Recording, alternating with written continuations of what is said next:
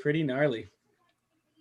Okay. I'm starting to realize it's like my go-to word. I got called out hardcore the other day when I said gnarly. Who called you out? My sister, she was like, "Do you know any other words?" I was like, "Oh, cool. Radical. She was like, "You could at least use wicked. How the hell are you using gnarly?" So, and now that she said it, of course, I become aware every time I say it. It's kind of one of those things, you know what I mean? Also, just a quick shout out. Bruins blow right now. And Nope, it's Tuukka Rask. You shouldn't have put him in. He's fucking hurt. Well, regardless of who you should or should not have put in, it's not going well. I knew they were gonna get blown out again. I don't like this light. Hold on. Let's use my bougie ring light that actually works now. Oh, it works now? There we go. Hi, how are you? In the grand scheme of things, James, that didn't change a thing for any of us. Yeah, it didn't change. Yeah, literally. Oh, really? I look good as hell on Instagram. Your computer just adjusted to the light, so it just looks the same. Though I do have you on this new monitor that I got today, so I'm stoked. Yeah, see, that is better news. Ladies and gentlemen, boys and girls, welcome back to the BOTA Show. Coming in hot. BOTA boys, Boston side of it, not looking too good right now. Let's start right off the top with that. What the fuck is going on with the Bruins, Zach? Tuukka Rask is what you've said repeatedly. They're hurt. Their starting goaltender is hurt. Tuukka Rask doesn't show up in big moments anyways, and his back is literally broken. So there you have it. So, I mean, what are the odds you end up seeing Tuukka Rask with the Bruins next year? Well, if what happened in this series is an indication, probably 100%. 100% he comes back? Yeah. What?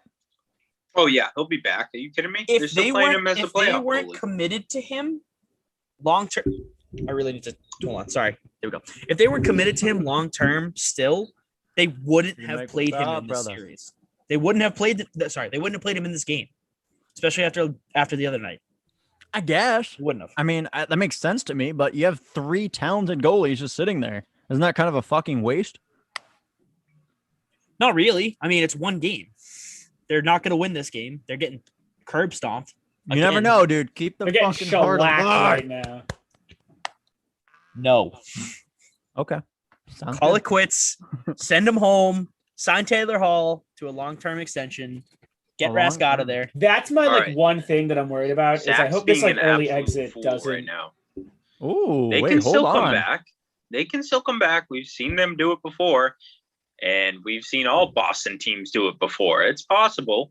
They just need to get their heads up their ass. Chris, I'm very good at reading momentum. Here. There is no momentum. Are you? They've given what did up you say? 4 plus goals in the last 3 games. Are you good at reading momentum? Yeah. I'm sure. Pretty sure you and your father called the Pats losing against the Falcons in the Super Bowl. Okay. You've called the Bruins losing multiple times. Hold on. Who on earth at 28-3 was like, yeah, wait, hold on. That's not even like a momentum thing. That's I watched the game to the last second. I don't. First of all, Chris, I like how you just put blatant statements out there and expect everyone to just believe them. So I'm gonna fucking set the record straight here, okay? I watched that game. You're gonna fucking find out. This is exactly what happened, okay? My dad and I are both extreme pessimists, and whenever our teams start losing, we just shut the door, and that's fine. Sometimes that's what I was just trying to get you to admit. Sometimes it doesn't. But that game, okay, I was sitting there 28-3, and I said, you know what? This doesn't feel like a game that's over. I said that. I also said that to my dad because my dad is the person who will go home. Go ahead. You can doubt me. I literally said that. Just to give you that look, and I love it. I sat there and said that. Okay. Because I was in a room of people that were exactly like me, and I was the only one saying, this doesn't feel like a game that's over. I had a weird gut feeling. Go ahead. Give me that look. I 100%. I don't know what's going on honesty. Anymore. No, Chris, every time I have a right take, Chris has got to doubt me. Every time. Got to come at me. Oh, I'm just bringing truth into it. He's mad because I've accepted the fact that the Bruins are going to lose because they're getting shellacked by a team that is healthier and has had their number all season. And you have not accepted that yet. No, I think they look like trash right now. That is just not the case. Zach, I I want you to know if the Bruins win this, Chris is never fucking letting you live this down ever again. But see, that's the thing. I'm okay with that because I'm already at rock bottom. The only place I have to go is right the fuck up. All right. So if they win, I get to be happy and wrong at the same time. I could care. I could literally give less of a shit.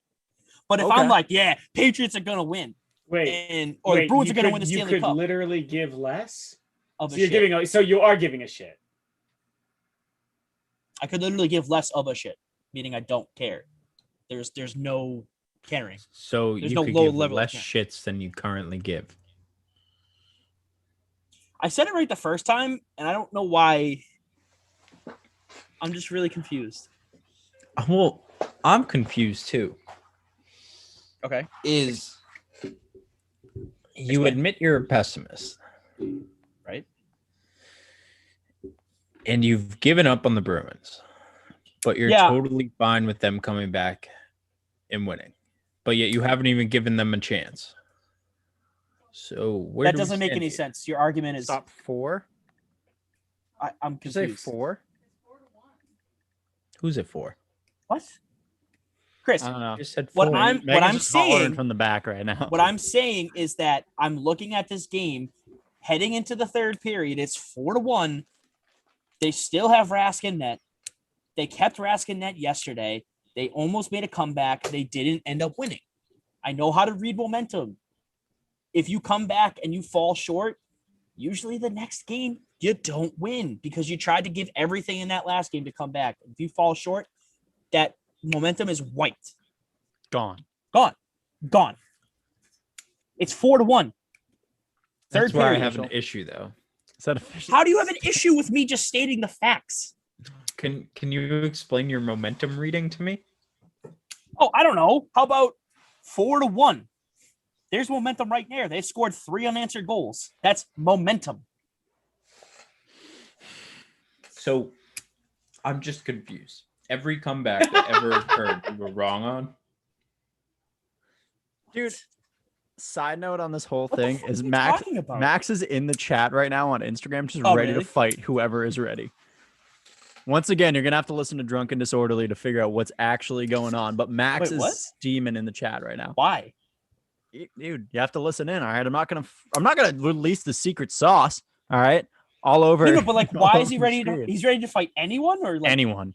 Literally, as we found out at the very end of the episode, anybody. All right, let's go, Max. People, we talked about fighting Uber drivers. We talked about fighting, XYZ. Look, the Rush song. He's gonna fight a song. Anyway. Yeah. Thanks. So that's the Bruins right now. Bruins season is almost effectively over. No, it's at 4-1 right now. Not great. Connor's very happy.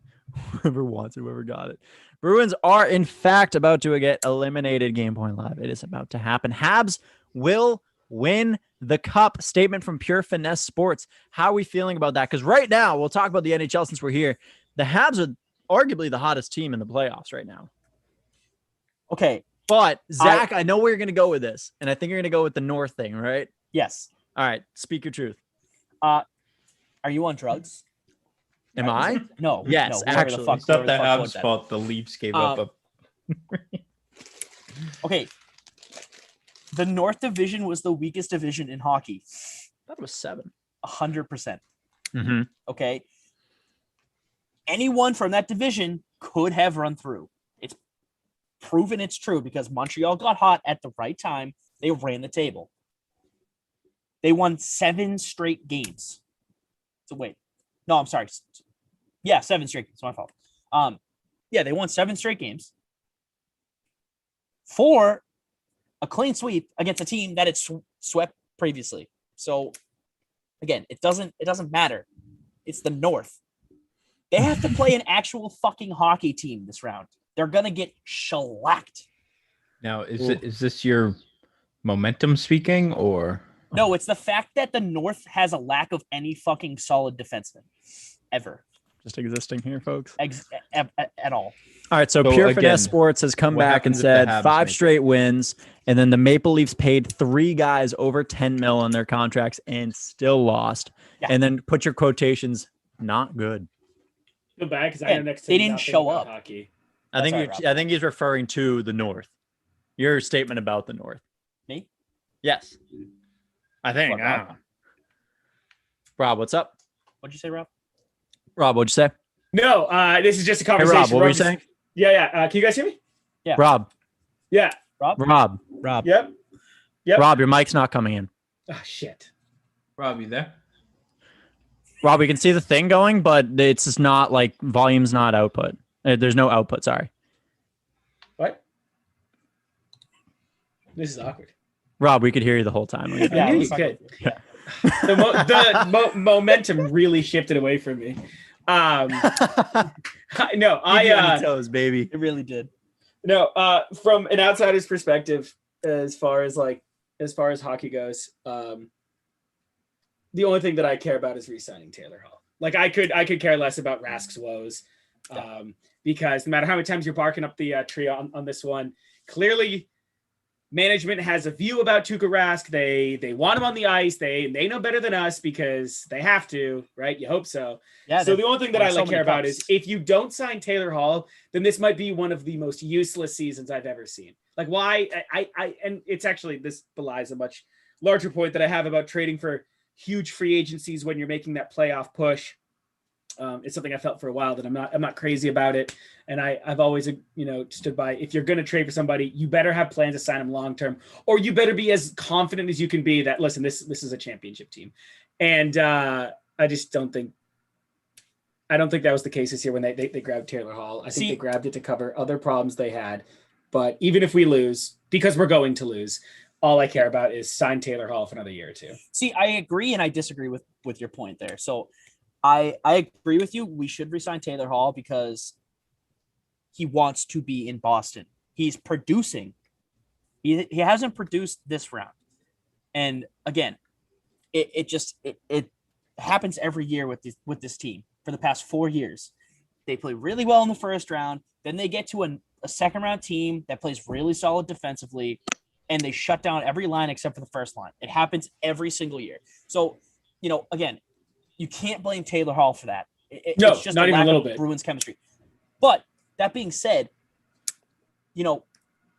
they go out and get guys like Rick Nash and all that kind of stuff, and they don't work out. But Taylor Hall worked out. He worked Taylor out Hall's in the great. regular season for him. He needs to. I would love for him to stay in Boston. They talk about him being a locker room cancer and all that kind of stuff. Well, if I'm on Arizona or Buffalo or I don't know, New Jersey, that's Damn. at Mike. Mike's not in the chat anymore, so I don't you're even yelling at no. no one. You know what? I'm gonna go as far as, listen, whether or not you argue that Rask is whatever Rask is. I blame game footage, because the one thing you found out when the Bruins lost last year was that all you gotta do is hit them once or twice and you win, because they have no hitters, right? You had Chara for a time. They have no hitters. Once you start bullying them, they're scared, and then after they break down, they try to play one-on-one. They kind of ignore the team aspect. So everyone watched that last year. Everyone learned, oh my God, what's the best way to stop the Bruins? Just hit them a bunch. Beat them until like all of their speed is just them running away. It's like Patrick Mahomes, same thing, right? He had to run around to keep his game going, and it failed. That's so I blame mostly game footage and the lack of the Bruins adapting to compensate for the fact that, they're fast as hell and they'll score on you. But the second you put somebody who has just even an ounce of muscle in their way, they don't even rise to the challenge. They're just like, well, crap, Marchand, just, I don't know, start trying to like deke everything you see and like try to go like 1-on-5 against the goalie.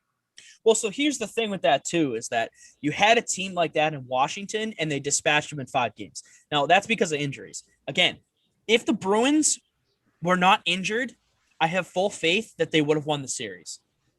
I will put that down. I put that down at the beginning. I thought the Bruins were going to win. That Brandon Carlo injury was a smack in the face. That, again, you are basically playing with 2 defensemen. I mean, you had Jared Tenorti out there. He's a big body. That's fine. But, you can't have him playing third or fourth, fourth minute Sick. We got a defenseman minutes. You just can't. It's not going to happen. Jeremy Lauzon, dog shit in the series. Dog shit. He's played terrible. What? Don't worry about it. All right. Well, anyways, but I mean, again, it's all about injuries. Whoever stays the healthiest wins the Stanley Cup. That's what happens every year. And the Bruins just cannot stay healthy when it comes time to actually doing it. And a lot of it has to do with the goaltending. The goalies cannot stay healthy for the Bruins when it comes time. No, I mean, it's unfortunate, but that's the life. nature of the beast, right? Yeah. I'm also not going to put any of last game on Rask. Are you kidding me? Like, yeah, he allowed what? I think it was like 4. So I think he had like 16 shots against him. So 12 of 16. And, they were saying, well, that's just like a terrible amount to let in. Are you kidding me? He was up against 3. Half the time it was a 3-on-1. Goalies do not make every save, and you're in the playoff against other teams who deserve to be there. And I just don't understand why everyone, listen, and this is just kind of a perspective on this year alone, but I'm so tired of being like, you can believe the goalie let that in? It's the sport. It's how that works. It's called scoring. It's a fundamental aspect of every game. And people are like, well, it's Rask's fault. What about the 8 other guys on the ice who are like, oh man, is he going after Rask here? I'm scared over here. I'm scared over here. Well, so here's my thing. And I'm gonna preface this with I play street hockey. Never hit the ice. Sounds never like did anything like that. Ninja Turtle line. Not even close to anywhere near any kind of level that these NHL goaltenders play on. That being said, some of the goals that he's given up in this series, soft. All right. I will blame Tuukka Rask for some of the goals that he's given up because he knows he's a seasoned veteran. He's played multiple series, multiple games in playoffs. When it comes time, you need to make the save. You know what you should be doing. And sometimes he just looks lost. Sure. I mean, that goal tonight, the first goal, he lost it in a screen. Why was he out of position like that? He's made the save. He was out on top, but he was way too far left. Sure. I don't know. Sure. Rask 100% gives up. Can I bring my goals. difference in? Yeah, go for it. Yeah, I understand. sure, I understand every other goalie We're does here too. for, But right? when he The difference this this series is the fact that we're losing 4-1.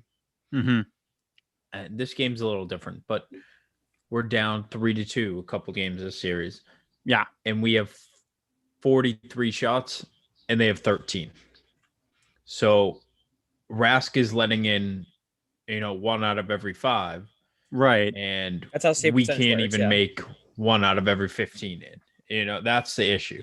And it falls on defense too. Our defense, as we talked absolutely. about earlier, has been atrocious. The amount of pucks that we just let fly, it's horrible. Chris, can I It's ask a question? man. And this isn't even like, this isn't a point. It's just an honest question. Wouldn't that statistic mean that if we're taking 43 shots and they're taking 16, well, it doesn't matter. That difference speaks more to like who's possessing the the puck more. It's the Bruins who just have it more in possession. Doesn't matter. It was 16 shots.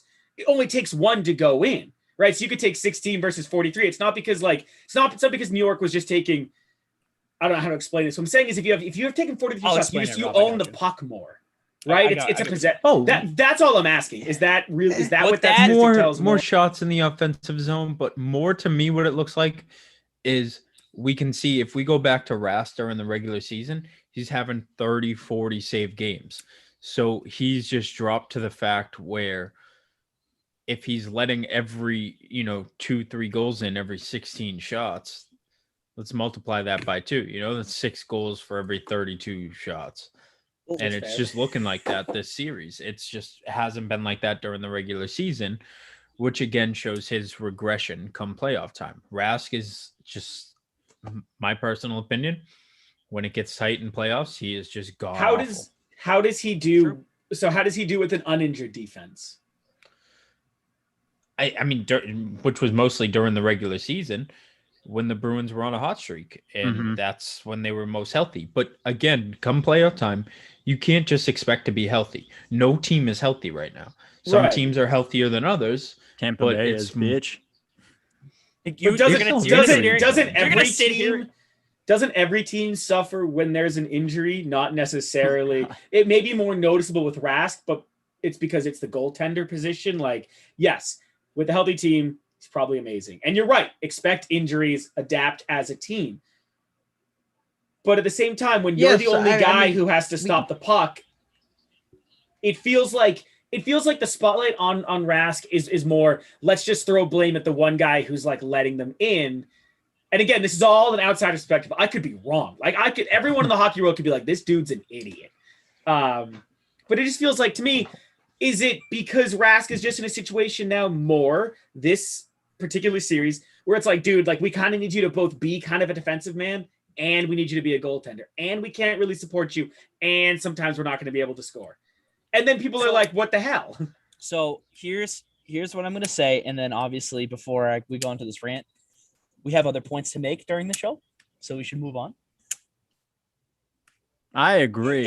It's a combination of things, really. I mean, again, I from day one, since he gave up those 2 goals in 17 seconds against the Blackhawks in 2013, I've wanted Rask out. I've wanted him gone. So I get it. My opinions are biased Smith because just I've missed won. a wide open net. Is that surprising? It's called momentum, Chris. Apparently, it's your gut that's giving that momentum. We're getting hot. Yeah, no, that was a joke. I love you. I love you. Rask continuously chokes in big moments. That's number one. He is also injured. He is not at 100%. Just The like defense me. is injured. But Rob, Hot to dog your eating Have point, you ever been at 100%, Chris? I always choke in a hot dog. Chris, eating you were contest. born. It's the biggest moment of my disability. life. I was born with what? Ooh. Said you were born with? No, really, he was. I'm 100% serious. He's not lying. No, I'm not. It's not even a joke. Like it's My true. phone got too hot. Really? Did it like yell at you? What was Yeah. it? What was it Did? sitting on?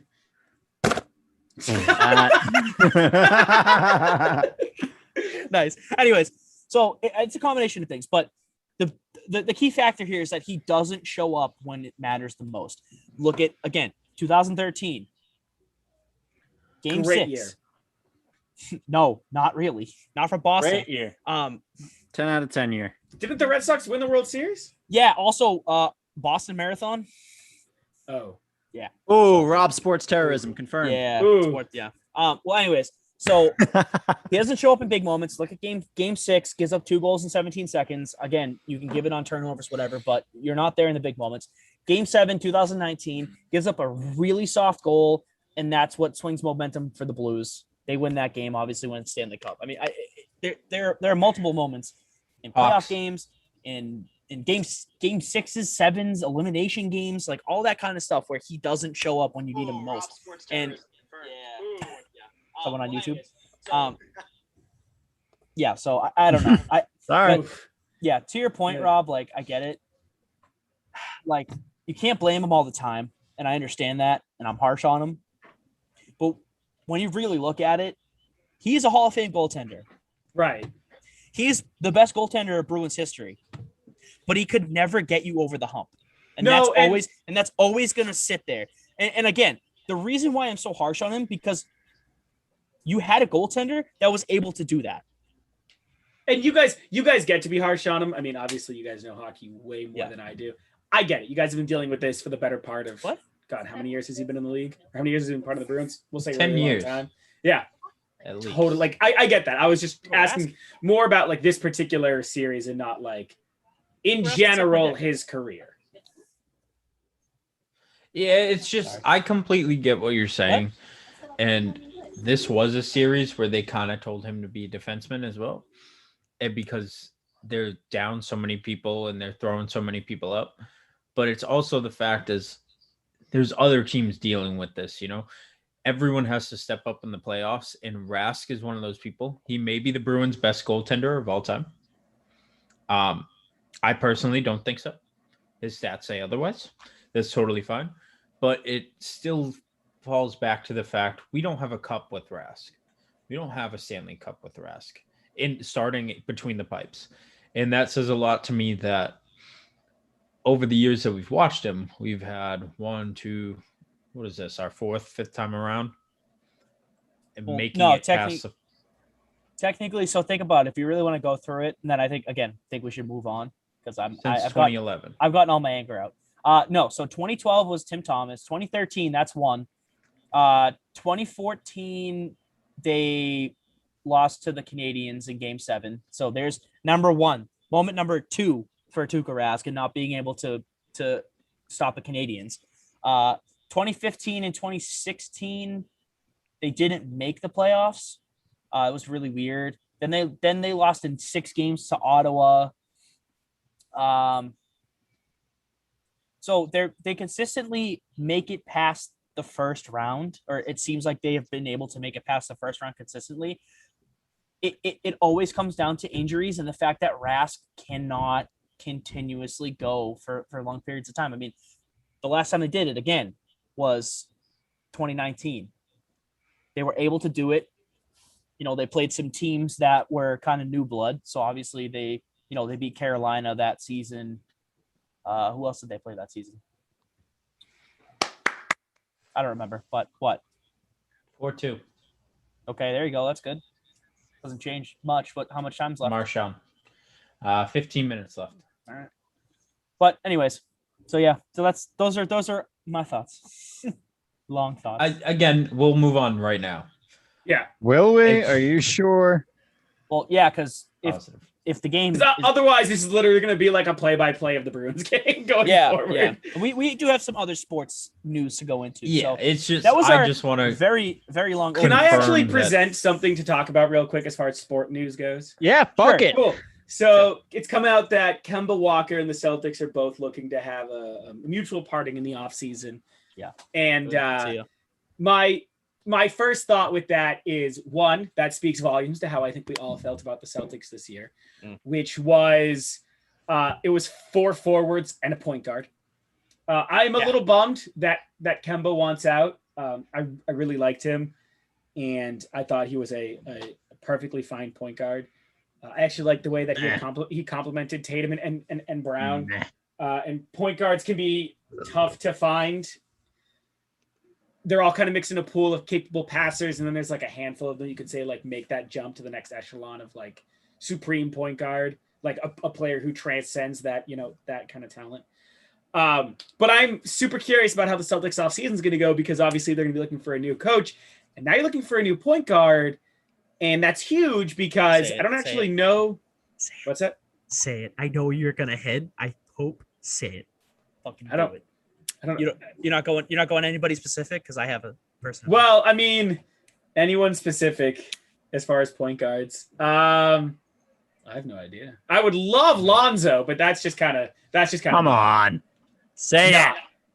You guys Say it. want Rondo? James, do you have the time by any It's chance? Dame time, Damian bitch. time, Yo, baby. hold on. If Give me Damian some Lillard Dame. comes Ship here, those picks. I will. Ship I Marcus will. I will. Smart. Give if us Damian Dame. Lillard comes here, I will See ya. freak out. See ya. Freak out.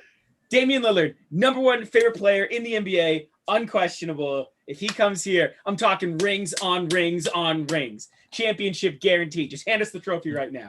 Are you kidding me? Listen, To be fair, we did the listen, same I thing thought- with Kemba, so temper those expectations. I mean, I really 'cause Dame didn't. But is in that class of like point guard who goes beyond, right? He's up there. Chris Paul would be somebody I would definitely put up in the list even now, because I think Chris Paul is an absolute freak. I think he's an absolute monster. There was a very short while where I kind of thought Eric Bledsoe was going to take that step when he went to Milwaukee. Like that first season, I was like, oh my god, yeah, he's gonna hook up with Giannis. It's gonna be a fire connection. yeah, they look so good right now, Rob. Boy, was that average. Mediocre. Ben Simmons has that capability. I don't know, but dude, Dame time. Whew. But no, this again is just more like this Celtics offseason is going to be huge. We haven't had a Celtics offseason like this in a really long time, where there's more than just who are we adding to the rotation. Now it's going to be what's the culture going to be now? Like, what coach are we bringing in? What are we switching up? Are we going to trade Marcus Smart? Like, there's 1,000 questions you get to ask. And I do think the Celtics are like so close to being a truly capable team in the playoffs, and not just what I've thought they've been for the last 2 years, I guess 2 years, because it was when Isaiah Thomas was at his peak, an early first or second round exit. Who's their coach going to be? That's what I'm trying to figure out. So I'm deep. guessing. There's so many options. So They really are. Yeah. At this maybe, point, I think maybe they'll it's convince Coach ignorant to K even to try to guess. unretire. Coach K will come here and win some rings. No. No, No. except for that one. Terrible. Nah, happening. It's happening. Nick Saban is going to be like, guys, I'm taking my talents Oh to my Boston. God. Yeah. He's leaving Bama. He's like, I can do it. Both sports. It's going to be like, it's going to be a Ted Lasso thing. He's going to come over. He's going to bring football culture to basketball, and it's going to be amazing. Tim Tebow is also my next guess as far as coaching goes. But All right, so then Rob, Tim here's my Tebow next plays a question. full NFL season and then goes coaches the Celtics. If you got Nick Saban to the Celtics, then what's the over/under on tackles per game for his team? 17. yeah, I mean, you want that number to be 0, so just any number above that. Honestly, I want that number to be somewhere in the mid-30s. And Tatum suplexes LeBron. What is happening? Tatum's like, yeah, it's a tackle for a would hate loss, that. my guy. Ball me. I'd be into it. That honestly make me watch Dude, the sport. That's LeBron otherwise could really literally boring for me. pile drive someone on the court and they'd be like, not legal. It's a legal That's hit. because Yep, no foul there. Actually, 2 points to LeBron. Not 2 points to the Lakers. 2 points for LeBron. Just a third Just score LeBron. pops up. They're like Pelicans, Lakers, LeBron. They're like, who wins? I'm actually, LeBron I'd like only to got make my 2 bold points. statement of the day. That's true. You want to put your By bold statement? All right, go for it. 2025, LeBron will fund his own new basketball team in which he will start and play in. Also coach. Okay, what is the Oh. team name going to be and where Toon they going Squad? to be based out of? We'll pick the players without a salary cap. D Wade comes out of retirement, is the assistant coach / playing. It's going to be a fire reunion. As The long as Lebanon LeBrons. As long as D I Wade love is that. wearing those like really thick square glasses that he wore in that commercial that one time, every single game. I don't think I know what That's you're an talking No, he's going to be number You have 6 no idea what I'm talking about? in I don't think I He was wearing 23. like a turtleneck sweater. and So had he'll glasses sub himself on. I out forget for what the number commercial was. 23 and then sub think I himself heard of out this. again for number 6 and just keep swapping the jerseys. All right, do we have any other news? We have Yes, so wait. much other fucking I news. know, like I'm sorry, what is basketball not news? no, It's going on. I just don't care anymore. trash. I hate the NBA. What about Trevor Lawrence apparently throwing 2 pick sixes and that somehow Fuck being you. just worthy enough to be a story when you're like, first of all, it's training camp and he's a rookie. Yeah, he's going to Thank throw God they pick have Tim sixes. Tebow. Well, I feel like it's more of a ritual for any quarterback that wants to play for the Jaguars. You have to throw a pick six because you need to know what it's going to feel like.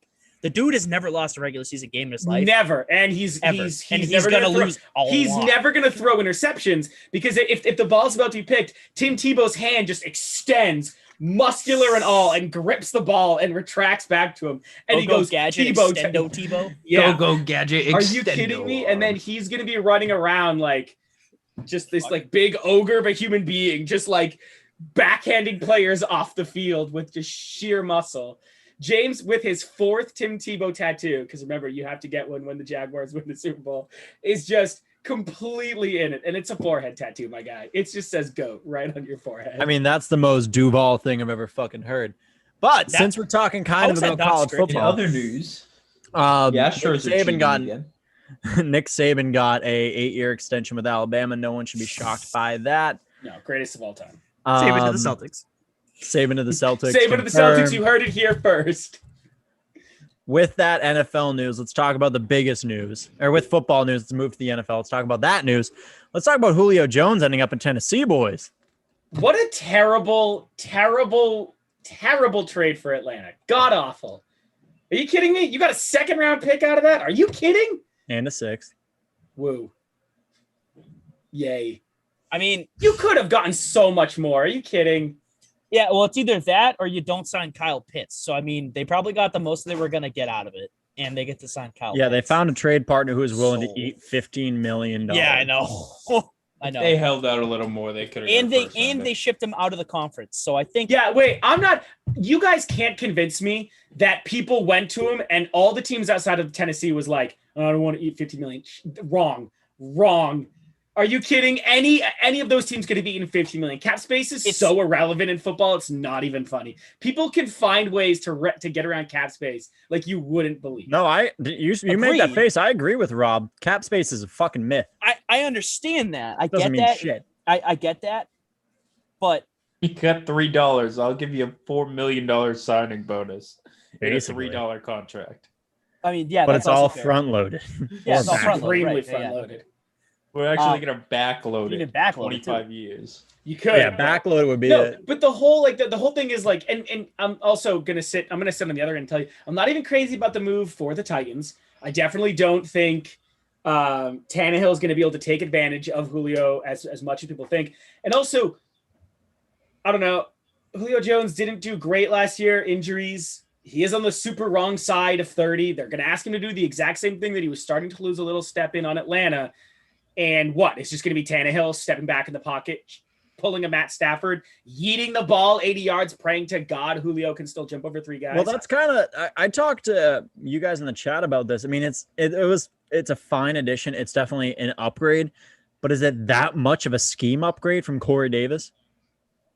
No, not at all. Not An even extra a little. Well, It's just an older version of Corey Davis to be the exact. And it wasn't like the offense for the Titans was pass first. It's still going to go through Derrick It's still Henry. a run first offense, Yeah. 100%. And It still goes through Derrick Henry. And its problem is because you're going to commit to the run, and Tennessee's not great on play action. Even if you draw coverage in from Julio, I don't know. Julio's an amazing receiver. I don't think Tennessee was, and whatever we want to talk about what teams were and we're not. I don't know. I'm not crazy about him ending up in Tennessee. I don't think it's going to be as like, holy crap, here comes the #1 rated offense. No, it's not. It's going to be abysmal. They're going to finish 9-7. It's going to be every other year for the Titans. Wow, you're set. You are set on the Titans just being dog shit this year. No, not dog shit. I think Derrick Henry, great. Well, no. But the Titans There's a premium on running back talent. That's that. No, of course. And Derrick Henry going over 300 carries is almost a guarantee, right, James? So just like Tua winning the MVP, Zach. It's gonna happen. I'm calling it right now. It's not gonna happen. It's Tua winning the MVP. Wait, who the hell thinks Tua is winning MVP? This guy right All right, here. listen, we all like to joke that Tim Tebow's the GOAT, but we have serious conversations here, Zach. This is a serious take. Yeah, no, honestly, the whole point about that was like, I was like, oh, well, Aaron Jones is going there. They're going to draft Jamar Chase, all that kind of stuff. And all that stuff didn't happen for them. None of that. So No. Obviously that take is now stale. No, it doesn't mean shit. Your take's still alive. You can No. It's alive, but it's stale. Yeah. I honestly think Pitts will win and Rookie of the Year. I mean, you could totally see that. Truly believe that. Who's taking all of his receptions? Exactly. It's obviously They have going to be nobody split else. between Julio receptions, yeah, they go directly almost to Kyle Pitts. Almost Right. Yeah. right, and then some to Calvin Ridley. And Yeah, well, those are when Pitts is like, Yeah, did you Xavier. guys just forget about Calvin Ridley? No, we you're didn't- the one we who didn't- forgets about Calvin Ridley. All the time. We've been over this.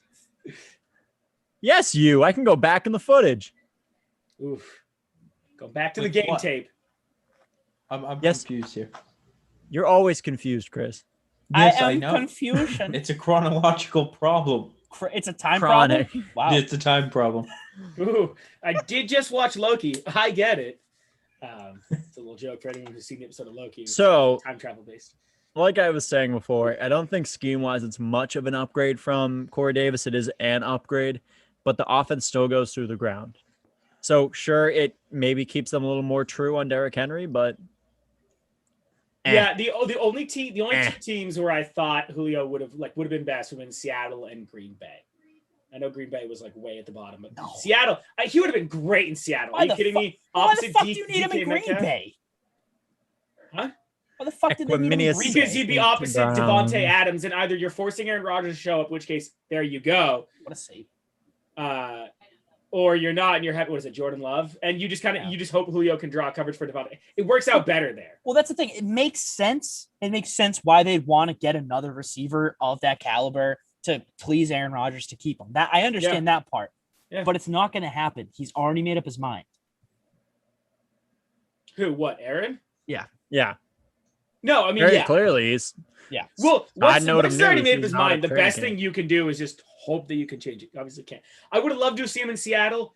I think that also would have been really huge as to trying to repair the relationship between Russell Wilson and Pete Carroll, because that one I understand. That one is definitely one. Like, I think a lot of people are kind of forgetting that was a huge headline coming out too. Is like they're not working well together either. DK Metcalf's stud, and their entire offense is deep route passing. Julio would have been great there. Why go to and that's why I wasn't crazy about him coming to the Patriots either. Like, I thought it would have been cool, but I think I'd still be sitting here making the same argument. Well, The offense doesn't really work to that.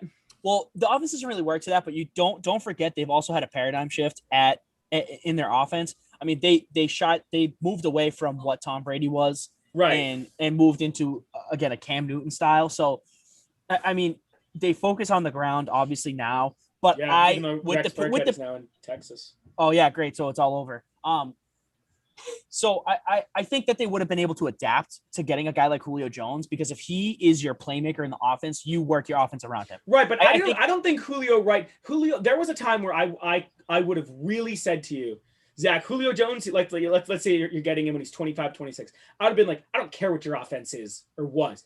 It's now Julio Jones' offense. That's the move. I don't think he's the kind of player who comes over now and is a paradigm shifting player anymore. I think he's more of an add-on to what you should be doing. I still think in the right system he is. I still think in a system that's kind of in between. It's more of like it's a system in transit. Yeah, I definitely don't think that's Tennessee. No. I agree with you 100%. The Patriots, something like the Patriots, or again in a system where it's already established and it's deep passing like Seattle. You just don't, you don't trade them to. I don't know. I like that. It's gonna help AJ Brown, and it's gonna solidify him as a 1A or a 1B, depending on how they work Julio into the offense. But bottom line, you still have to game plan for Julio Jones.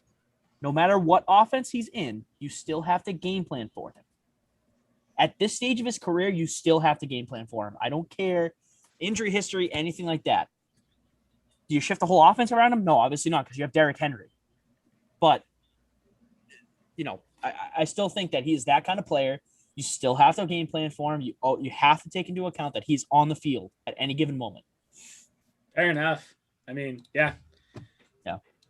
So, it's going to open up some more avenues for Tennessee, but it's not. But I agree with you. It's not the right system for him. So it's a little strange. But whatever. Yeah. At least we get to see Corey Davis on the Jets. Yeah, sorry. I don't know. What do you want from me? I'm here listening. I need structure. Chris, how you doing down there? Just watching the Bruins. Still 4-2? 4-2, Yes. 2 minutes left. Not going well. Yeah, no kidding. Mm-hmm. They can't even get possession anymore. All right. In other news, in a continuation of a story from last week, the MLB is full cracking down on players and using sticky tar. Oh yeah, it's like the equivalent of the steroids bust in 06 for batters, but now just.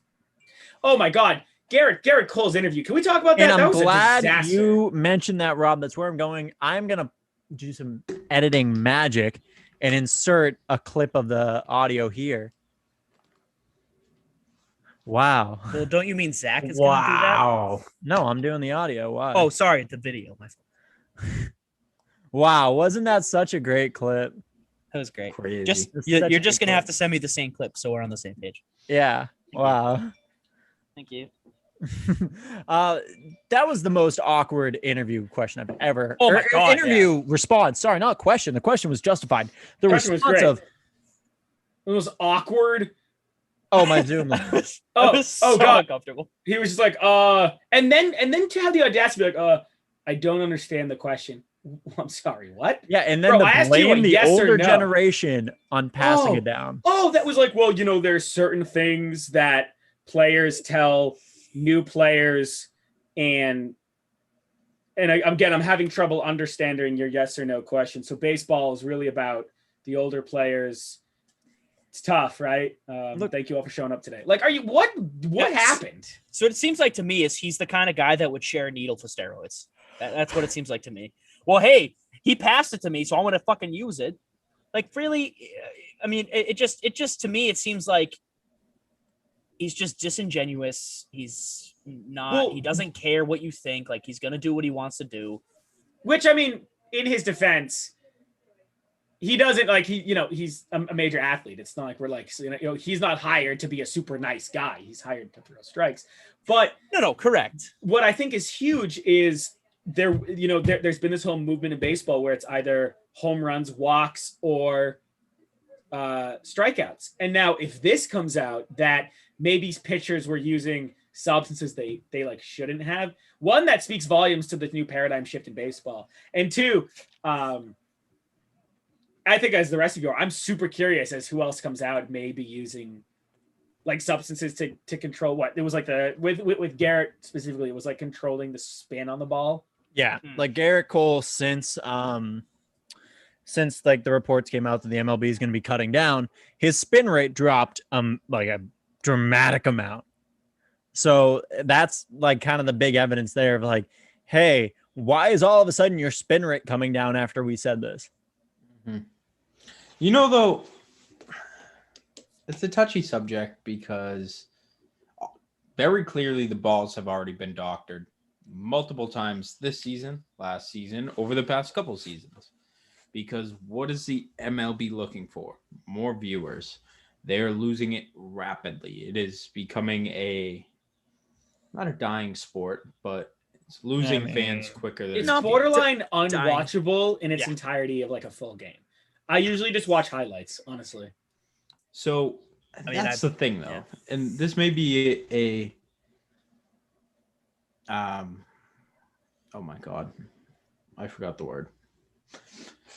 Like a good thing for the sport? You'd like saying you're doing great. No, well, basically, what just happened is the MLB has created their league to where pitchers almost need to doctor the balls again because people are hitting these home runs from 60-mile-an-hour curveballs down at the bottom of the plate because you touch the bat with it now and it's going. And it's the same where the balls are spinning more than they've ever spun before. So what do players do to try to get an edge? What they normally would do. You use pine tar on the bats. You sticky, whatever you're starting to do. The MLB almost. On the bats? That's how it used to be. Yes. They put tar on the bats. That doesn't mean for gripping the bat. What? Yeah, but that's not a legal thing. I know. It used to be illegal. It was actually illegal a long time ago. No, I wasn't. Chris, I wasn't trying to disprove you. I just have never heard of that before.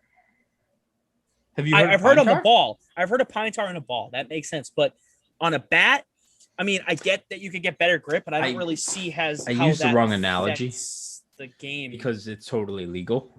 Well, I understand it's illegal, but I don't gloves, understand how that affects the game specifically. Because even if you have better grip on the bat, it's not. No. He's more speaking to pitching tries to give himself an edge, so batting responds and give himself an edge, and they're just constantly one-upping each other by trying to find ways to get the more of an edge. That's all. So here's my question. Sorry, Chris. As a casual fan, what would you want more? Would you want, I don't know, in baseball, because my I know exactly what you're about to ask. Would you rather watch a game where people are like roidsing it up, crushing it, and the problem is, or versus like a more authentic experience where it's really just two people without any outside influence trying their best at the sport? The problem is you're talking to like baseball fans who still want it both ways. They want to watch these monster home runs. They want to watch these amazing strikeouts. Players can't usually meet those standards. When players find ways to do it, all of a sudden they're like, what the heck? There's no one I wanted. And you're like, guys, you can't have it both ways. Right. That's a problem with baseball in general. Right. And for me as an outside perspective, like I go into a sport, I kind of get the vibe of the sport. And I want to, there's one thing, like basketball, it's mostly high scoring. I mean, you get some really good defensive games. In basketball, I prefer the defensive games because I think it just adds a little more oomph to the game where you get a really big block and that's huge. But in baseball, like I want to see home runs. I want to see big hits and stolen bases, all that kind of stuff. Yeah, pitching's cool. That brings you into the game. That brings you excited. Well, that's what I'm saying. So I understand why the league is cracking down harder on pitching than they would be on batting. Because for the casual fan, for me, it seems like offense will drag. You see what I'm talking about? Yeah. I feel like in baseball, the offense will drag you in. The defense will keep you. Yeah, I see what you're saying. I see what you're saying. That's actually a really interesting point. Yeah. Because it happens with every sport, and I look at this in hockey specifically. So in hockey you can have all of it. Hockey is one of the sports where you can have a high scoring game, but also still have a goalie battle.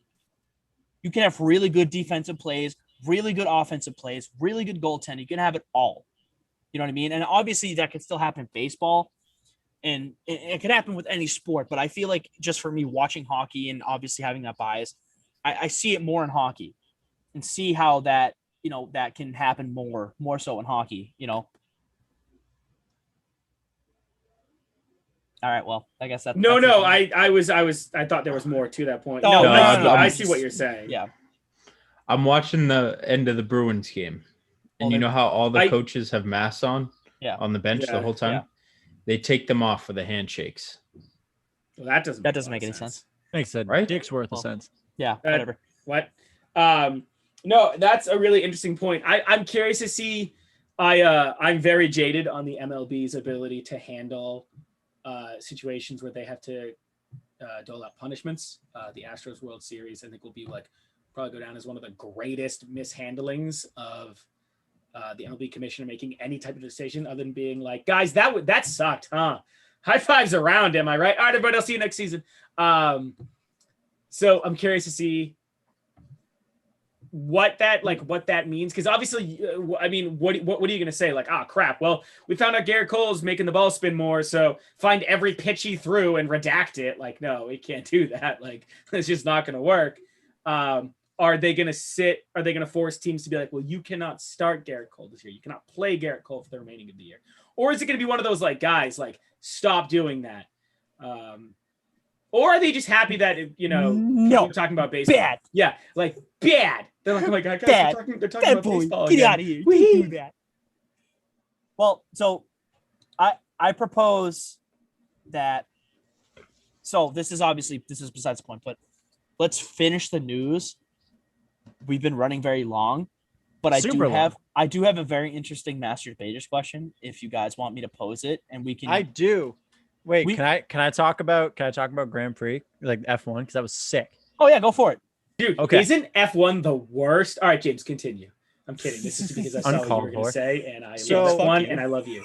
I was about kind of chilling before Saturday morning. Side note, James, it looks like you're wearing a yarmulke, but go ahead. I know it kind of does, right? Big yarmulke vibes. Shalom, babe. Sunday morning. Sorry. So Sunday morning, and the Azerbaijani Grand Prix was on. I was like, oh, fuck. Yeah, cool. Let's put it on, right? So fine race. This dude's 5 seconds ahead. And I posted this on our Instagram too. Dude's 5 seconds ahead. Fucking left back tire blows up. 5 laps left to go. So he's out of the race. Damn. Then, so they're doing the pace laps, and they're like, all right, well, we're down to 3 laps. So we're going to stop the race. We're going to clear the track. They had a pace car, whatever. They're going to restart the race completely in pole position. So my guy, Lewis Hamilton, right? Who is the only racer I really knew. I knew him from when he started. I was watching him. He's fucking going in hot. He's ready to take it. He's in third. His brakes end up fucking locking and he can only go straight. So he's out of the race. Then the other dude of the teammate whose fucking tire blew up ends up finishing, barely crossing the line before his tire fucking explodes. It was fucking intense. 3 people who have never, I believe, haven't placed on the podium, one of which was a first for a brand, won. Perez ended up winning it. It was so much fucking fun. It was electric. That sounds Where was the race? Azerbaijan. Which I had to, once again, like I said in the video, had to Google where that was. It's that's Eastern, Eastern Europe, if you really want to call it. It's not Asia. like Turkey's. Wait, neighbor, is it Eastern door. or Eastern? It's there. 5 times. No, it's Western Asia. It's basically it's Azerbaijan, Armenia, I believe, is there as well, and then there's Georgia. It shares a border with Georgia. Those 3 countries in there. Where that race sounds super bad. Also, I get what you're saying, but it's the most thrilling thing because you're like, oh, cool, they're racing, they're going in a line. You're like, wait, what? He's out? You're like, oh, this next guy's got it, and he goes out, and all of a sudden you're like, wow, there's drama here. Yeah. This is intense. Dude, highly recommend it. Rob, you would love F1 racing. I'm surprised you don't watch it. It's actually funny you say that. I've always thought about getting into it, and then I never know when to watch it, or you could think I can just Google it, but I've really wanted to for a while. So it's basically just like a video game. You just watch them racing through the streets. It's so cool. It's so badass. Yeah, and fun. You'll have to tell me when the next race is, and I'm gonna try to catch it. I think it's the 26th, whatever that Sunday would be. Okay. Sounds like Definitely. there's more. Definitely broken, gonna try to watch it. more. Sounds like there's more broken rubber than prom night, James. Back to you. All right, Zach, get into Master Debaters. Let's do this. Do you hear how disappointed I was that I came up with that? Yeah, you died at the end there. I really didn't want to say it, but I kind of had to. Yeah. All right. Well, so Rob, you're hammering the Astros. I guess as a Patriots fan, from this perspective, this also plays. But I guess my master debaters question would be, which was worse, the NFL's handling of Deflategate, or the MLB's handling of the Astros cheating scandal? What do you mean? What do you mean worse? Like, which one do I think was mishandled more than the other? Right, and but that's the thing. By mishandle, I don't mean one specific way. I mean mishandled one way or the other. I'm gonna say the MLB, because listen, I love Tom Brady and the Patriots, but at least Roger Goodell did something, right? I don't agree with it, but at least a stance was like taken and punishments were handled down. The entire Astros team essentially found cheating, and all the MLB did was, come on, you guys got to fire your like general. Come on, hey man, like there was no stance taken. They didn't do anything. I don't agree with what the NFL did, but at least they stood up and they're like, hey guys, we don't like it. The following is now like, the following has to happen. The MLB was just so lazy. So I agree with you, but I am gonna say that Deflategate was worse, and I'll explain to you why. And you have so many outside people just coming at the Patriots, coming for their heads, saying that they cheated, all of this kind of stuff. And then the report comes out that, again, we'll get into the details. It was 2 out of the 17 balls that were underinflated, and the Patriots blew the Colts out in that game. They went on to go win the Super Bowl and all that kind of shit. So it didn't matter. And then they win 2 more Super Bowls in the following 4 years. So for me, doing too much is worse than not doing enough. I don't know. I don't know. Well, that's why it's a debate. We can say that because we're like Patriots fans. Well, that's not necessarily true, because in any circumstance, doing too much for me is worse than not doing enough at all. I don't know. I think you got to find a middle ground. The way I'm looking at it, they're both extremes. The way I'm looking at it is, which one would have prevented it from happening again? And I don't think either, which is the fucked up part. No, that's a really good point. I remember when like Deflategate came out, and all of a sudden everyone's like, "What the hell?" And then like a bunch of quarterbacks, Aaron Rodgers included, were like, "Wait, I do that too." And like a bunch of quarterbacks were like, "Right, we like." Philip Rivers was like, "I mean, yeah, that's how it is." But like, compare that to how they handled Bountygate. Exactly. Oh my God, this is my point. So okay, yeah, they're overcompensating for their last thing. So this brings me into what happened with the Astros, and that I was really shocked that the Red Sox didn't get fucking blown the fuck up after the Stros, after watching what happened with Bountygate, and then the next big thing with I definitely wasn't, because the MLB, if they did what they did to the Astros and then turned around and tried to punish the Red Sox more, even people who aren't even Boston fans would be like, that doesn't make a lick of sense. You can't do that. Right. And it's easier to see that because it happened almost simultaneously. It happened back-to-back seasons. So, and obviously Bountygate was 2009, and then Deflategate happened 2014. I totally forgot about Bountygate. Yeah, I know. One of the worst scandals in NFL history, and they barely talk about it. But then, because been a thing. Well, I mean, it's not like the NFL's gonna be like, "Hey guys, daily reminder, Bountygate." All right, who's excited for Week 3? And you're like, well, that's the thing. You had a team and a coach and all that kind of stuff that was trying to injure other players. But the bigger story out of either of them, obviously, it's about recency, but is the fact that a quarterback had an underinflated ball. Not well. Can I speak? No. Yeah. That's a Master Debaters thing. I thought this was Zach Debaters and Rob Debaters. Oh, exact calculations, and we'll just make Zach say numbers. 43. All right. 43. How many home runs Billie Jean King hit? So, are they both the right way to handle things? Not at all. Are they both showcasing how your highest parts of your league are basically in charge of anything that goes? Where if they like something, they'll let it slide. And if they don't like it, they'll show about it. 100%.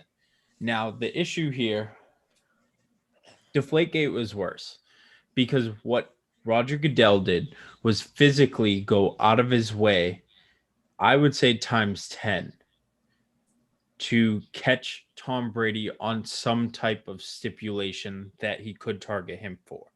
The reason he was suspended was that he had possible knowledge of wrongdoing. Not that he did the wrongdoing, not that he knew that wrongdoing was going on. Possibly knowing that there may be a wrongdoing going on, which can also be proven by fourth grade science. That is the issue with Deflategate. And it was handled terribly. And we can also see it happen a season later with Edelman. That he failed his drug tests, and what other players have been, their blood has shown taken before, has gotten passes. And for Edelman, they're like, nope, automatic suspension. No, we ain't doing it. That showcases Goodell trying to hinder the Patriots. With the Astros, it's also a huge joke, but I don't think it's as bad. But it's just asinine to me that you would say, oh, your general manager out. Your head coach will suspend him for a year. The players who actually benefited the most from cheating. Keep your trophy. Nah, you get immunity. You Keep get your immunity. fucking trophy. You get immunity. Everyone gets immunity. But listen, if it happens again, we're really going to be mean to you. And then they catch the Red Sox, and they're like, oh, so you're doing it again, huh? So now no more electronics when you walk into a dugout. We're going to put video cameras above every single dugout, and we're targeting mostly Well, you. The thing with the Red Sox was It was a legal compounded from the Astros. well, correct, but at the same time, they were doing a legal part of the game illegally, if that makes sense. Because if you're dumb enough to have your signs out there and the other team sees them, that's on you. That's literally on you. The electronic part was where they got in trouble, obviously, but that's a part of the game. Like, you can steal signs if they're out there and you do it the right way. Baseball has always had that unwritten rule where it was like, hey, everyone kind of finds ways to get around this. Yeah. Don't be the team that has to make us call everyone out on it. And it just kind of felt bad that the one time I guess the same recent memory, where it was like, hey guys, speaking to the MLB commissioner, we really need you to drop the hammer on this. And the best they can do is, guys, come on. I mean, Rob, I completely agree. A lot of the backbone of baseball, a lot of what it was built on was dancing that line of is it cheating to is it not? Right. I mean, going right back to the Black Sox, which very clearly was cheating. But the way it was handled when the evidence was presented, when everything was laid out, and when it was dragged through the dirt to just set the precedent of, well, he shouldn't have done X, Y, Z. It was a pissing contest, not a punishment from Goodell. Mm-hmm. So I'm going to say that Deflategate was worse. Yeah, Agreed. hearing everyone's arguments, I am going to switch it. Deflategate was worse. I concede that point. And I think for me, it's the fact that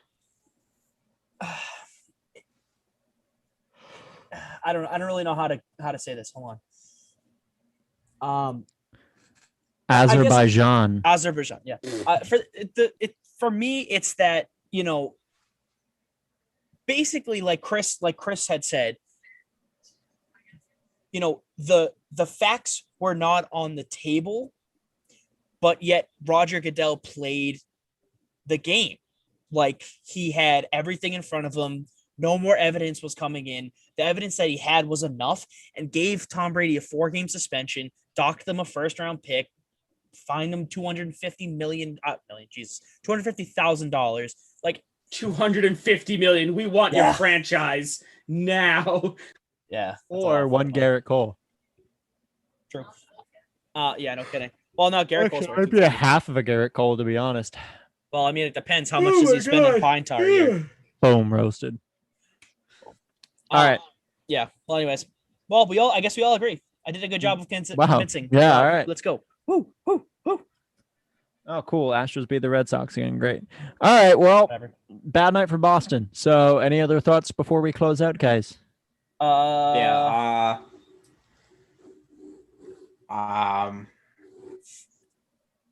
I'm letting Chris go, but I don't think he has a thought. Bruins should sell out. No. Bruins. So the Bruins- franchise. the Bruins sir. have all- Sir, have Cam Another nearly saw beautiful it. theater. I think my closing thoughts are waffles are better than pancakes. Ooh, that's fire. I like that take. I don't know about that. I'm with Chris. See, You've here's never my had some bomb pancakes. okay. Oh no, but, I've had the best pancakes in all the Nothing land. beats the crisp, Oh, like the crunch of a pancakes waffle involved with in the that. inside Rob. fluffiness. But I'm also thinking about waffles, chicken, syrup. That Rob, unbeaten. you What's have- up? What's I'm up? gonna say this, and you're the only person that's gonna ever understand this. But you ever been nutting over some pancakes? Jesus. I don't understand it. I want to, but honestly, I feel that. Oh, the confidence with which that was said, and everyone's like, "Wait, back the fuck up." What? Rewind. Oh my All right. Well, Yeah, that's it. That's it for me. that's it. Yeah, Ladies and that's it for gentlemen, me. thank you for joining us for another awesome episode of the BOTA Show. For Zach, for Chris, for Rob, I am James. You know where to find us everywhere, including TikTok now, Instagram, Twitter, Facebook at BOTA Sports. Check us out online. We're trying to figure out, Zach, I figured out what happened with the URL, by the way. Check us out via the link in our bio for our Did? blogs. Yeah. What happened? And I'll tell you in a sec. All right. And make sure you check this out on YouTube. Thank you for listening on Spotify, Apple Music, Apple, whatever, Google Podcasts, wherever you listen to podcasts. Just thank you for supporting us. We fucking love you all. Stay Stitcher. beautiful. Stay yabo. Stay soggy. What it do? I don't want to let Rob end it. I was fine with Yeah. everything else, but not Stay letting Rob end it. soggy. Beautiful.